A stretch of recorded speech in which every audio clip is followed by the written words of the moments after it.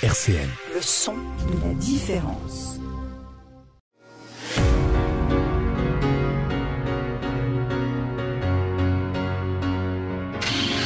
Bienvenue à tous et à toutes pour le GP Explorer. Salut les amis, soyez les bienvenus au Trophée Andros. C'est la dernière aujourd'hui à Superbès. La boum! Deuxième départ de Grand Prix de l'année. Nous, ce qu'on aime, c'est que ça aille vite et que ça fume.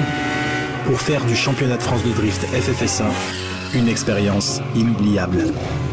18h-19h sur RCN, Racing Live avec Pauline Dillon-Schneider. Montez le volume et rendez-vous au premier virage. Bonjour à tous et bienvenue dans un nouveau Racing Live. Aujourd'hui on est encore sur un événement, on est à Beaune Auto Prestige.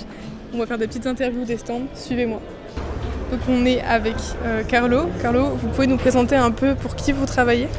Tout à fait, donc je travaille pour l'entreprise WS Transport et on est là à l'occasion du transport des voitures de GMK qui sera présent dimanche. D'accord. Et vous ne travaillez pas que pour GMK, vous êtes une société pour les particuliers? Voilà, on travaille avec les particuliers, les professionnels et là donc particulièrement avec Georges pour le salon. Donc là vous venez de Monaco, vous êtes une entreprise monégasque? Absolument, on est basé donc à Monaco, mais on a également des bureaux à Nice et à Paris. Et du coup c'est quelque chose que vous faites partout en France? Alors le transport terrestre, oui, on fait en France et partout en Europe. Mais on fait aussi par fret maritime ou aérien, suivant d'où viennent les voitures à travers le monde. D'accord. Du coup, si on achète une voiture à l'étranger, vous pouvez nous la ramener? Alors on peut la ramener, on peut s'occuper des formalités douanières, tout ce qui est import, même export, on s'occupe vraiment de tout de A à Z. Comment on transporte une voiture? Quelles sont les spécificités au transport des véhicules? Alors ça dépend, pour le transport routier, il faut vraiment du matériel adapté. C'est-à-dire que nous on a des camions et des remorques qui sont vraiment spécifiques, prévus pour le transport de voitures. Okay. C'est-à-dire qu'on peut régler la hauteur du camion, on a des rampes spécifiques pour pas que les voitures qui sont très basses touchent. Voilà, donc après c'est aussi des camions sécurisés, géolocalisés. Voilà, tout est fait vraiment en sorte pour que les voitures soient transportées en sécurité. En sécurité, voilà. Parce que ça ne doit pas être évident de transporter de si jolies voitures.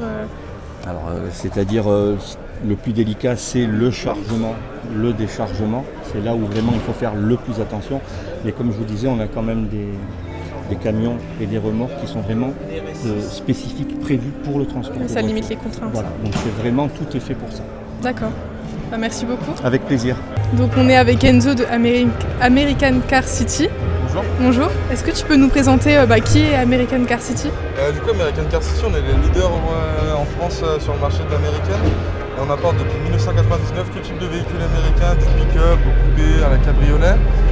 Depuis 2015, on a ouvert un autre site à Lyon, donc, du coup, qui nous permet de gérer les clients du Sud en même temps. Sur ces deux sites, on propose un atelier, aussi de la carrosserie sur le site de Paris. Et après, on fait aussi un service homologation aussi sur le site de Paris pour aider toutes les personnes qui achètent leur véhicule à titre personnel. Ok. Autour de nous, on a des voitures, notamment celle-ci, qui est quand même une voiture plutôt particulière. Est-ce que tu peux nous dire quelques mots sur cette voiture? Ouais, pour cette voiture, c'est assez simple. C'est la première immatriculation française de la Ford GT. On retrouve 1350 exemplaires dans le monde. Sur cette couleur-là, on n'en a pas tellement non plus dans le monde. Elle fait 650 chevaux, on a un châssis complètement en carbone. Énormément d'appendices aérodynamiques, un aileron qui gère avec le flux d'air. C'est un peu la supercar américaine. Exact. Et ben merci beaucoup Enzo. Ouais, bah de rien, avec plaisir. Bon salon. Merci à vous aussi. Donc comme disait Enzo de American Car, on n'a pas eu l'occasion de vous la montrer, mais c'est celle-ci la voiture dont on parlait, donc la Ford GT. C'est la première immatriculation française. Elle est un peu moins d'1 million d'euros quand même, c'est une voiture pas très abordable, mais c'est vraiment une supercar incroyable. Enfin, moi j'aime beaucoup cette voiture, c'est pour ça que j'ai voulu qu'il nous parle de celle-ci. On a un aileron qui est assez original, il n'est pas très large.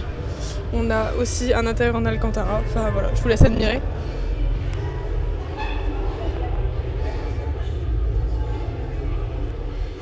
On est maintenant avec Monsieur Lévy de la marque Pan Buffetti. C'est une marque qui n'est pas forcément très connue, est-ce que vous pouvez nous en dire un peu plus? Oui, alors elle n'est pas très connue encore, parce que c'est tout nouveau en fait, c'est une nouvelle marque italienne. On commence la commercialisation avec ce modèle-là qui est assez ambitieux. C'est une marque qui existe depuis longtemps, mais qui fabriquait qui fabrique toujours des autobus, des autocars, qui a fait aussi des avions de voltige, donc qui connaissent bien l'aérodynamique, la légèreté, tout ça, et qui a voulu se diversifier en créant un département d'automobile de très grande performance, ce qu'on appelle des hypercars. On est sur du sport automobile pur et dur là. Oui, alors c'est une voiture de route, hein, c'est une voiture de route homologuée, cette voiture est immatriculée, mais qui donne la possibilité de tourner sur un circuit pour ceux qui aiment, voilà, pour profiter vraiment des performances de l'automobile. Est-ce que vous pourrez nous présenter un petit peu cette voiture? Alors c'est une voiture qui est pratiquement tout en carbone, pas seulement, pratiquement, qui est très très légère, c'est sa particularité, elle pèse seulement 1050 kg. C'est vraiment parmi les plus légères qu'on puisse trouver aujourd'hui, surtout pour une auto qui est très puissante, qui fait 700 chevaux, qui est motorisée par un moteur de V10, donc 10 cylindres en V, atmosphérique, il n'y a pas de turbo, il n'y a pas d'hybridation. Et c'est très proche des prototypes en fait qui courent au Mans, mais à l'intérieur il y a du cuir, on peut rouler en ville dans les embouteillages, etc. C'est un mix entre les deux choses, et voilà le but en tout cas recherché, c'est assez réussi je pense. C'est une voiture qui sera vendue en combien d'exemplaires? Alors la première série donc, de cette voiture sera limitée à 25, volontairement pour garder une certaine exclusivité aux premiers clients qui auront le cran de démarrer avec la marque un petit peu, qui auront toujours une des premières, donc qui sera toujours rare. Et après, la production se poursuivra avec certainement des évolutions de ce modèle-là, qui sera donc une production normale, j'allais dire sans limitation. C'est vraiment une très très belle voiture. Il y a peut-être d'autres projets qui sont en cours à part cette voiture? Oui, mais pour l'instant, on n'en parle pas. On parle de celle-là parce que c'est vraiment le tout début. C'est une des toutes premières présentations d'ailleurs en France. On l'a présentée un petit peu à droite à gauche, on la voit depuis quelques temps. Mais elle est assez rare. Oui, elle est magnifique. On a tenu à venir ici pour montrer justement un petit peu dans d'autres régions. Nous, on est basé à Cannes. À Cannes, d'accord. Moi, je suis en fait le distributeur de la marque, donc on la présente un petit peu partout. L'intérieur est tout en cuir, du coup. Oui, l'intérieur. Il est vraiment magnifique. Hein. Alors, c'est vraiment personnalisable. Très très profondément. J'aime bien prendre l'image de la haute couture, ça c'est le modèle, et après on adapte à chaque client. On a un choix infini. C'est un vrai bijou cette voiture. On est à peu près sur quelle gamme de prix pour se donner une échelle? Le prix est de 1 580 000 € hors taxe. Alors on parle de hors taxe parce que la clientèle est un peu internationale et les taxes sont différentes. Il y a déjà des voitures qui ont été vendues? On est en cours de production et de vente. D'accord. Bon, sur ce genre d'auto, ça prend toujours un petit peu de temps, ça passe par des précommandes, et après on affine, et ça se... Voilà. Merci beaucoup. Merci à vous. Merci. C'est vraiment une voiture qui est... Elle est incroyable. C'est vrai qu'elle ressemble beaucoup aux voitures du Mans, mais en mieux finie, en plus élégante.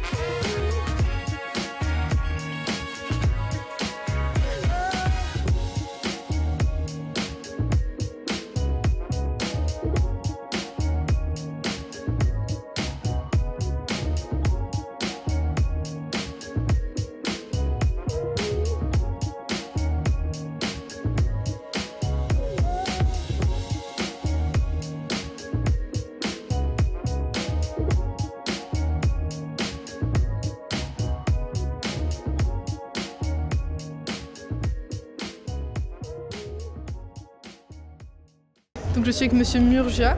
Vous travaillez pour Ferrari Lyon, c'est exact? Bonjour, oui. Bonjour. On a une voiture que j'aime beaucoup devant nous. Est-ce que vous pouvez nous en parler un petit peu, s'il vous plaît?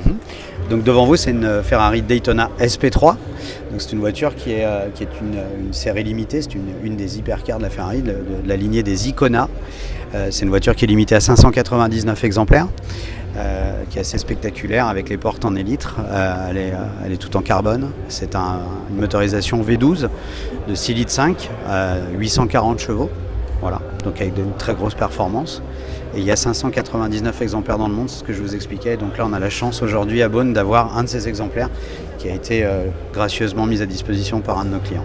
D'accord, oui, donc c'est pas une voiture de cette concession, ça appartient à un de vos clients. Alors nous avons vendu 7 exemplaires de cette voiture-là okay. dans notre concession, puisqu'on avait 7 clients qui étaient éligibles, parce qu'on parle d'éligibilité sur ce type d'auto. Pour des clients importants de la marque, ils ont la possibilité de pouvoir acquérir cette voiture. Voilà. Ok, vous pouvez nous parler peut-être un peu plus de Ferrari Lyon? Oui, Ferrari Lyon, donc Ferrari Goduel Lyon. La famille Goduel, c'est une famille automobile depuis des années qui a eu beaucoup de marques. Aujourd'hui, on n'a plus que Ferrari à Lyon, donc on est basé à Limonest. La concession est installée depuis 18 ans. On livre à peu près 140 voitures par an. On a à peu près une répartition moitié-moitié entre les occasions et les véhicules neufs. Voilà, on s'occupe des réparations, de l'atelier, on a également une carrosserie, avec la possibilité de réparer tout ce qui est aluminium, carbone, etc.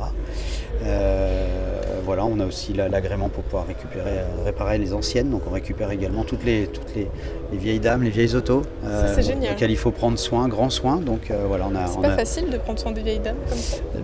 Il y a des autos qui ont plus d'une cinquantaine d'années, soixantaine d'années, et on a des techniciens qui sont spécialisés justement pour l'essentiel. C'est super, c'est super. Du coup, c'est plus simple pour vous de récupérer les pièces dans ces cas-là que pour un particulier qui voudrait lui-même rénover sa voiture? Alors en fait, vous avez certains produits, vous avez certains modèles où de toute façon, vous ne pouvez pas forcément faire différemment que de passer dans le réseau Ferrari. Okay. Que ce soit à Lyon, à Paris, aujourd'hui il y a 6 concessionnaires en France, mais clairement, il y a des produits où vous êtes obligé de passer dans le réseau Ferrari. Vous ne pouvez pas aller chez le garagiste du coin ou même quelqu'un qui est habilité ou qui connaît bien les Ferrari pour les pièces, pour l'entretien, pour certaines mises à jour après pour les plus modernes. Vous êtes obligé de passer dans le réseau. Et tout à l'heure, vous nous parlez d'éligibilité pour acheter cette voiture. Oui. Peut-être que nos auditeurs vont se demander c'est quoi les conditions pour pouvoir acheter cette voiture? Aujourd'hui, on entend beaucoup de choses comme quoi on ne peut pas acheter forcément une Ferrari, il faut déjà en avoir une, etc. On a chez Ferrari des différents modèles. Vous avez des modèles de série et après vous avez des modèles spéciaux. Donc tous les modèles de série, il n'y a aucun problème. Demain, si vous voulez venir acheter une Ferrari, une Roma Spider, une Portofino, une 488, une 296, tous ces modèles-là, il n'y a aucun problème. Après, pour la Daytona qui est ici, effectivement, en termes d'éligibilité, vous avez des clients qui sont importants, qui sont donc multiples propriétaires.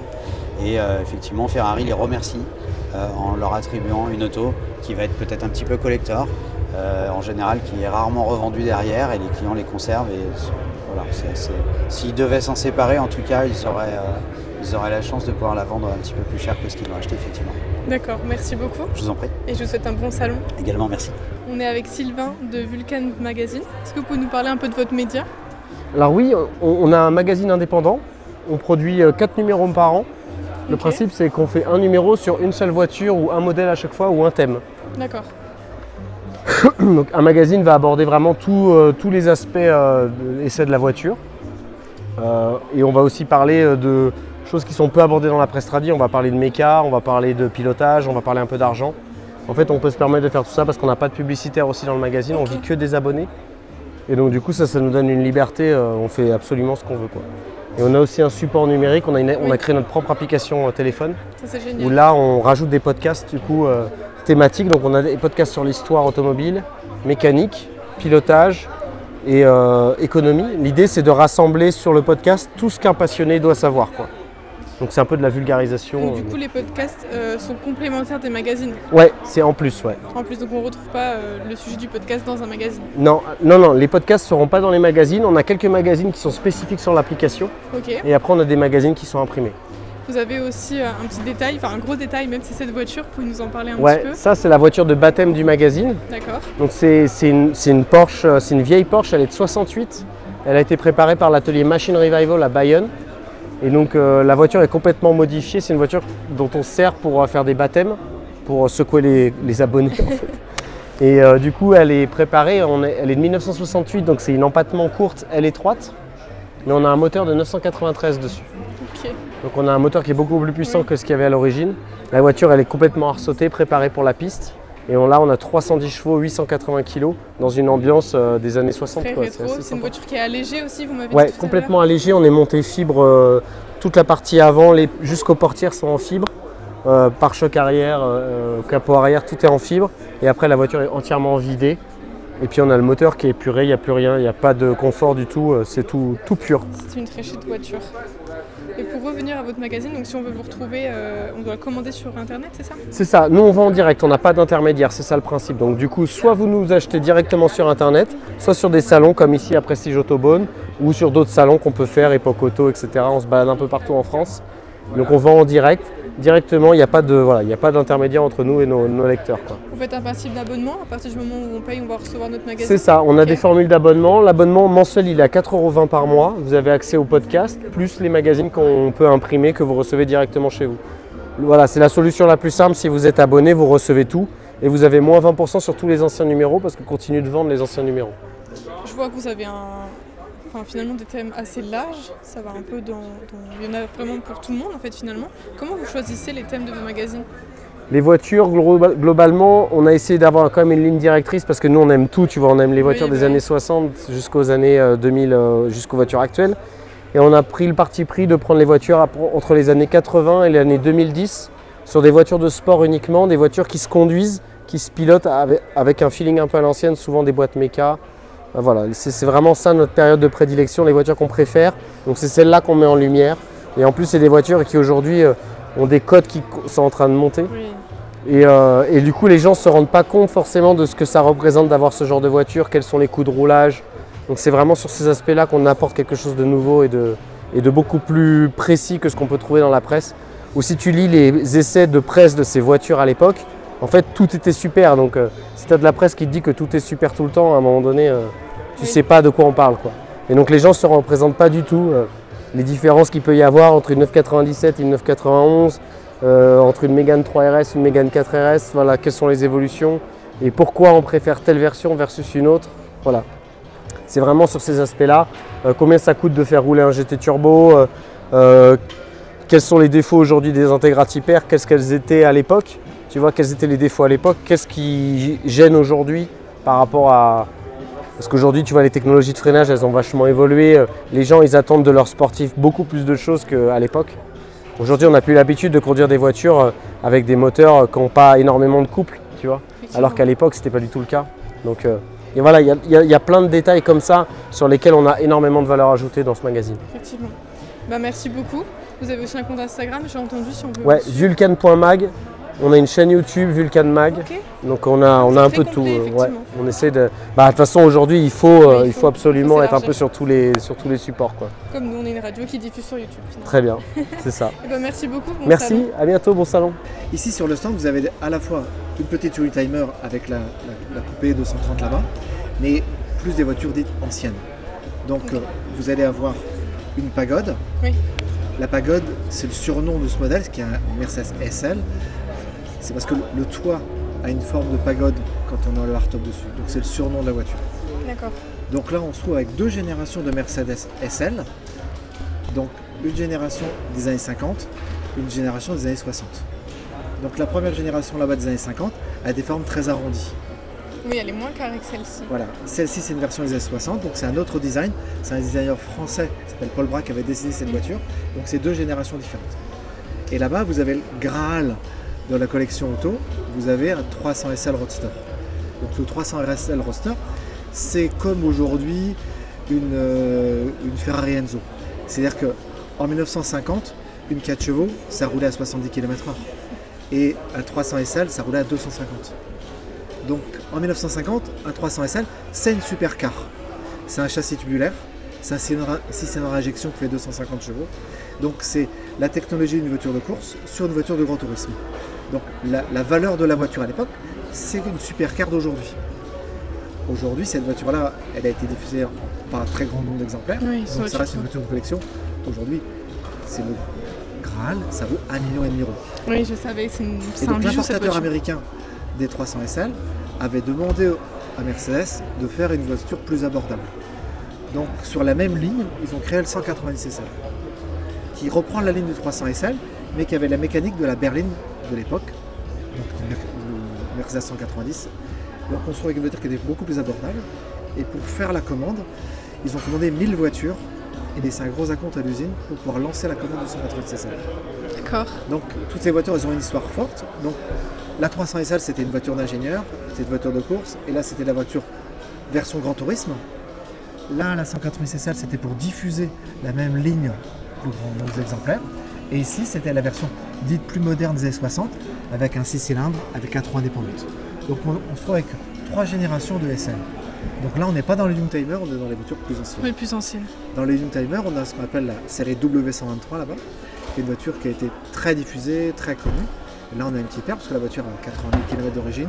Elle a une couleur incroyable, parce qu'elle est jaune mimosa, et elle n'a jamais été restaurée. Elle n'a jamais été restaurée? Non, parce qu'elle est état neuf. Donc les Youngtimer, c'est des voitures qu'on fait rêver des gens aujourd'hui qui ont 50, 60 ans, et qui se payent la voiture qu'ils auraient voulu se payer quand ils avaient 20 ans. C'est ça. Voilà. Merci beaucoup. Et est-ce que vous pouvez nous parler un peu plus de Saga Classique maintenant? Saga, en fait, c'est un groupe de distribution automobile. Il y a 3500 personnes. On a une cinquantaine de concessions Mercedes, 4 concessions Porsche, des concessions Toyota. Et il y a une petite entité où on fait de la restauration de voitures anciennes, principalement Mercedes.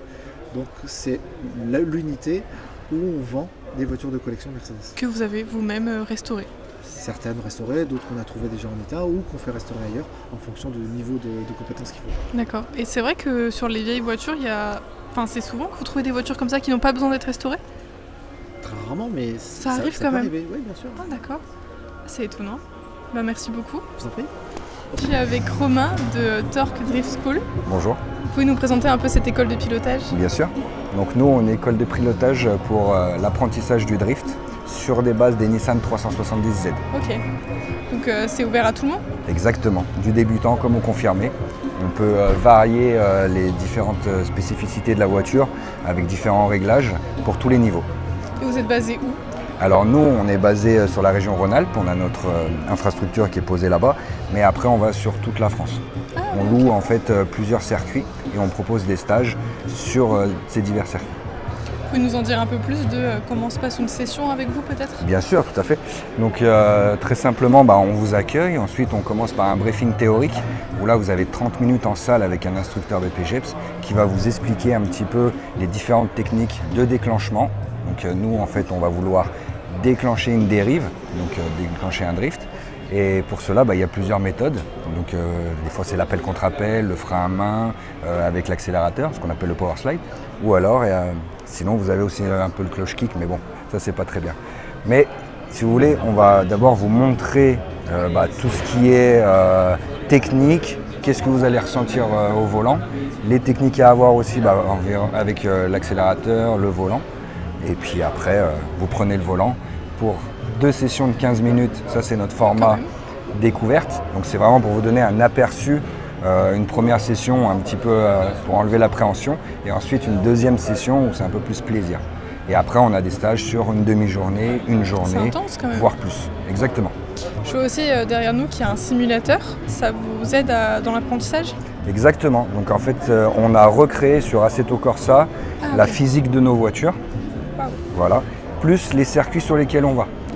C'est-à-dire que quand on va sur un circuit, on peut proposer du coup d'essayer pour les accompagnants ou les élèves de rouler en simulateur avec nos voitures, avoir le même ressenti et sur la même piste que là où ils se trouvent. Ça aide. C'est dans la formule ou c'est en plus? C'est tout compris, c'est en plus, mais avec les accompagnants, c'est gratuit, c'est mis à disposition pour nos élèves. C'est génial. C'est un petit plus qu'on s'est dit qu'au jour d'aujourd'hui, le simulateur, ça devient indispensable. Voilà. C'est une question que j'aime pas poser, mais qu'on va me poser en commentaire. Au niveau des tarifs, on est comment? Bien sûr. Alors la formule découverte, on est à 250 €. Ok. Voilà. Ensuite, la formule demi-journée, vous êtes sur 1h30 de roulage fractionné, on est à 500 €. Et ensuite, la formule à la journée complète sur 3 heures de roulage, on est à 900 € la journée. Ok, parfait. Voilà. Bah, merci beaucoup. Mais je vous en prie. Est-ce que, bon, je filme plus, mais c'est fait exprès que ce soit pratiquement les mêmes jeux de couleurs que la voiture de Jason Bannet cette année?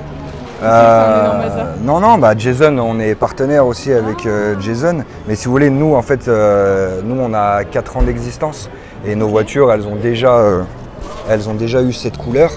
En fait, on a une déclinaison de noir, blanche, et la dernière, la grise, la quatrième, où la quatrième, elle est plus évoluée. Donc on est sur des specs où vous avez un kit grand angle, vous avez un pont plus court, vous avez des baquets, bah, vous l'avez peut-être vu, c'est Étienne Moustache qui a roulé l'année dernière avec, la grise, qu'il a gagné, il a fait 2e au Val de Vienne, parce qu'il faisait le championnat de France de drift en loisir. Cette année, il n'y a plus cette catégorie. Et du coup, vu qu'il ne s'en sortait pas avec sa Lexus, il a voulu essayer un autre châssis. Du coup, il nous a sollicité. On s'est mis d'accord, on a fini les 2 dernières manches ensemble. Okay. Et la première au Val de Vienne, il fait un podium, il fait 2e. Voilà, avec une voiture qui fait à peine 350 chevaux. C'est vrai que c'était par rapport au plateau qui est énorme, sur un circuit ultra rapide. Donc ouais, c'est super. Ok, merci. Je vous en prie. Je vous remercie, chers auditeurs, de nous avoir suivis pendant cette émission. Je remercie aussi le lieu pour l'accueil et je vous souhaite une belle soirée. On se retrouve bientôt dans un nouveau Racing Live. RCN, www.rcn-radio.org